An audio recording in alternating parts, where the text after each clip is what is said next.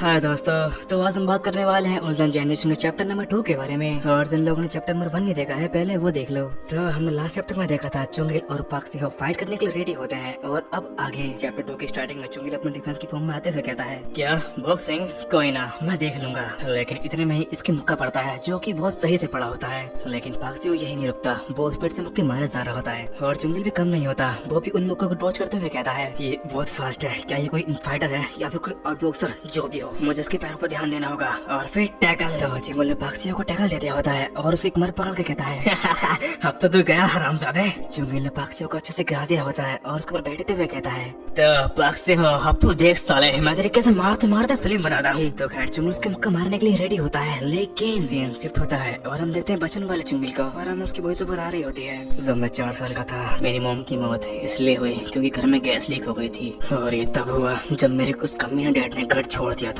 लेकिन उस दिन के बाद मैंने उन्हें फिर कभी नहीं देखा और तब मैंने अपने आप से वादा किया अगर मैं फिर कभी उनसे मिला तो मैं उनकी ऐसी की तैसी कर दूंगा। तो चुंगिल अपने डैड की ऐसी की तैसी करेगा, है ना? लेकिन अभी तो उसके डैड ने इसका मारते मारते कुत्ता बना दिया होता है और चुंगिल जो बेचारा मार खाते खाते अपने मन में कह रहा होता है, ये सही नहीं है, मुझे बहुत दर्द हो रहा है और इसको कैसे पता मोहन को कैसे एस्केप करते हैं? क्या इस समय पर तो कोई चीज उससे भी नहीं था। और पाक से उसकी थोड़ी सी जोड़ने के बाद कहता है, तो इतना परेशान क्यों लग रहा है, क्या तुझे और मार चाहिए? और बॉस के मुक्के मारते हुए कहता है, मैं अभी तो समझा नहीं, पहले तो मेरा फोन चुराया फिर मुझसे फाइट करने लगा, क्या तो कोई इंसान है या कोई जानवर?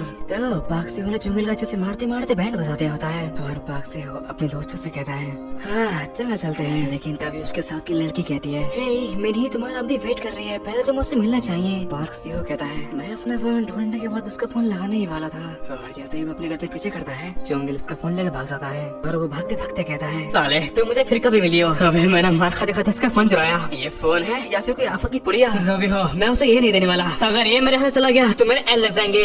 चुंगिल उसका फोन लेकर भाग जाता है और पाक सिंह के दोस्त कह रहे होते हैं, पाक सिंह तुम चाहो तो हम उसे फिर से पकड़ सकते हैं। पाक सिंह कहता है, वो साला जहाँ भी हो अपने सारे कुत्तों से कह दो मैं उसे अपने हाथ से मारूंगा। तो खैर फिर हम देखते हैं चुंगिल को जो आया होता है पीसी कैफे और वो उस कैफे को देखते हुए कहता है, क्या पीसी कैफे में सुट्टा मारना अलाउड है? जो भी हो मुझे कंप्यूटर देखना होगा। और वो एक कंप्यूटर को चलाते हुए कहता है, क्या टट्टी ब्राउजर है और ये बोकी साला ये क्या है? अरे पहले मुझे डेट चेक करनी चाहिए।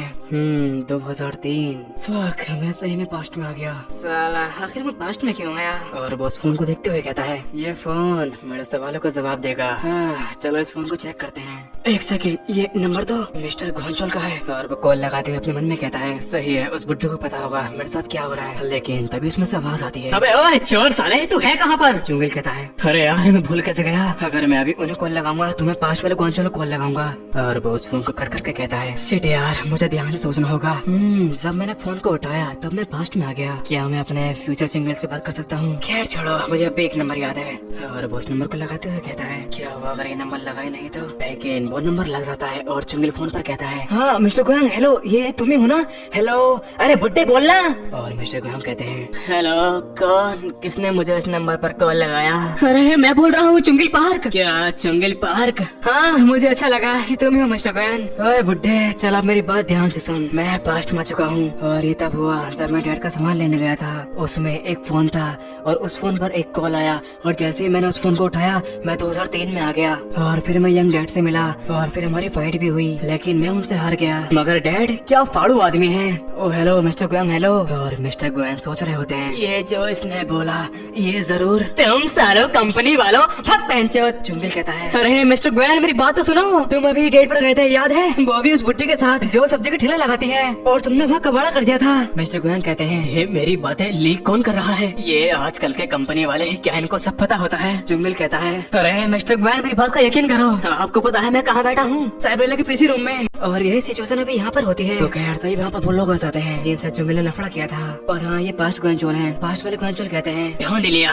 और चुंगिल उन्हें देख के हंसते हुए कहता है, ये मिस्टर गोयांचोल है, ये कहाँ से फेमस है भाई? ओह हेलो मिस्टर गोयांचोल, आप तो कह रहे थे लड़की आपको दिल और ब्रेथ दोनों टक्कर मारती थी। और मिस्टर गोयांचोल कहते हैं, क्या बोल रहे हो, मैं लड़कियों का रोमियो था। क्या रोमियो? कहाँ से रोमियो लग रहे हो भाई? और ये अपने सर पर क्या पहन रखा है? लेकिन तभी 5 वाले गोयांचोल उसको मारने ही वाला होता है और तभी चुंगिल अपने पैरों से उसकी टांगों ब्लॉक करके एक मुक्का मार के साइड कर देता है, जिसकी वजह से पास्ट वाले गोयांचोल के माथे पर चोट आ जाती है और सभी लोग ये सब देख के काफी ज्यादा शौक हो जाते हैं। और चुंगिल फोन पर कहता कहता है, अरे मिस्टर गांजो, लगता है मैंने आपके चेहरे पर निशान डाल दिया है। आपका चेहरा देख के मैं अपने आप को रोक नहीं पाया। और मिस्टर गुआन को पूरी तरीके से यकीन हो जाता है ये झूठ नहीं सच बोल रहा है। लेकिन अब भी पास्ट वाले गुआनचोल और चुंगेल की फाइट चल रही होती है, जिसकी वजह से उनके एको निशान आ जाता है। और फिर मिस्टर गुआनचोल सीरियस होकर कहते हैं, ओए चुंगेल, तूने कहा जब तू अपने डैड का सामान लेने गया तब तुझे एक फोन मिला और उस फोन पर एक कॉल आया, और जब तूने कॉल को उठाया तब तू पास्ट में आ गया। इसका मतलब ये सच है और तू फ्यूचर बदल सकता है